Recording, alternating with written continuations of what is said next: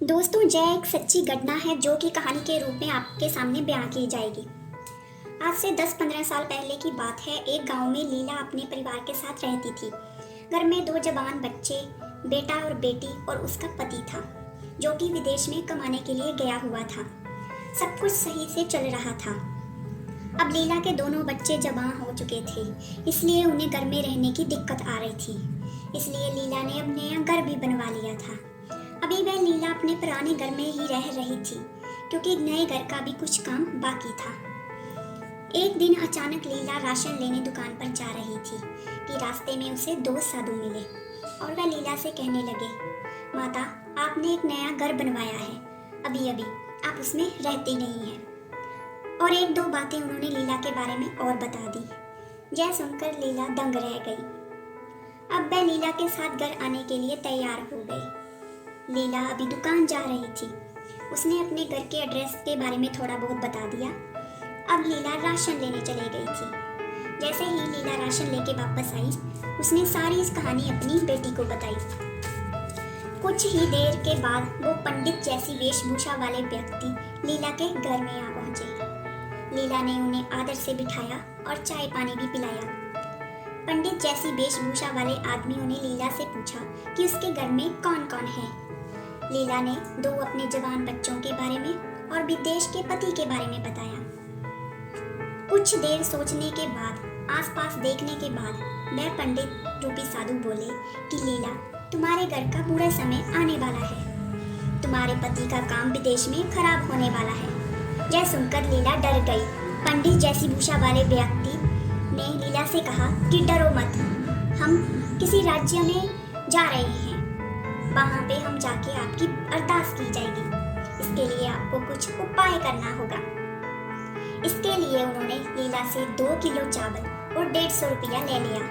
बेचारी लीला ने डरते हुए ये सब दे दिया। अब दोनों डोंगियों ने माँ बेटी को अपनी बातों में फुसला लिया। कुछ देर बाद वह फिर से बोले कि लीला, तुम्हारे घर में एक भयानक हादसा होने वाला है, जिसमें किसी की जान भी जा सकती है। इसके उपाय के लिए तुम्हें एक जोड़ा वस्त्र का देना होगा और कुछ पैसे भी देने होंगे। ऐसे ही बोली बाली लीला ने उसे वस्त्र का जोड़ा और पैसे भी दान दे दिए। कुछ समय बाद ऐसे ही बातें गोल मोल करते हुए अब वह लीला से कहने लगे कि लीला, अभी एक संकट और बाकी है जो तुम्हारे घर में आने वाला है, जो तुम्हारे घर की सारी इज्जत को मिट्टी में मिला देगा।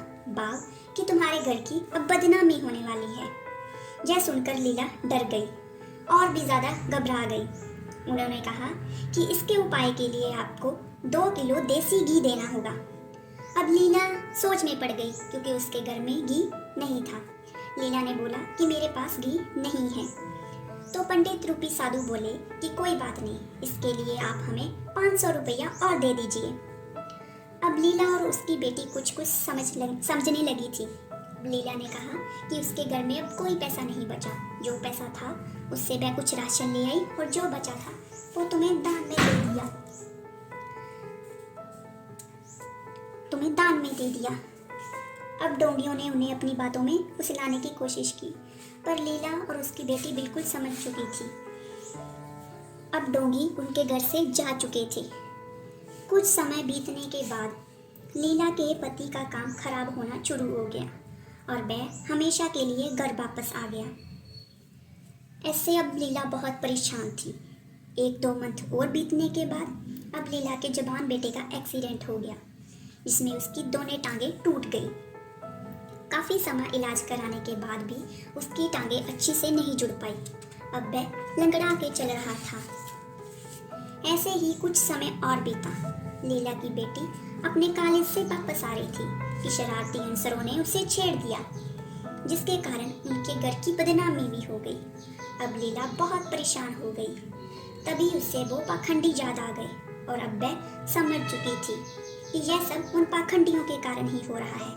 अब लीला बहुत पछता रही थी। काफ़ी साल बीत जाने के बाद भी लीला के घर का कोई भी काम नहीं बन रहा था।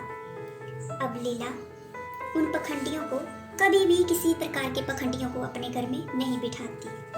सो प्यारे दोस्तों, आपसे यही निवेदन है कि आप किसी भी अनसरों की बातों में ना आए, कहीं आपको लेने के देने ना पड़ जाए। धन्यवाद।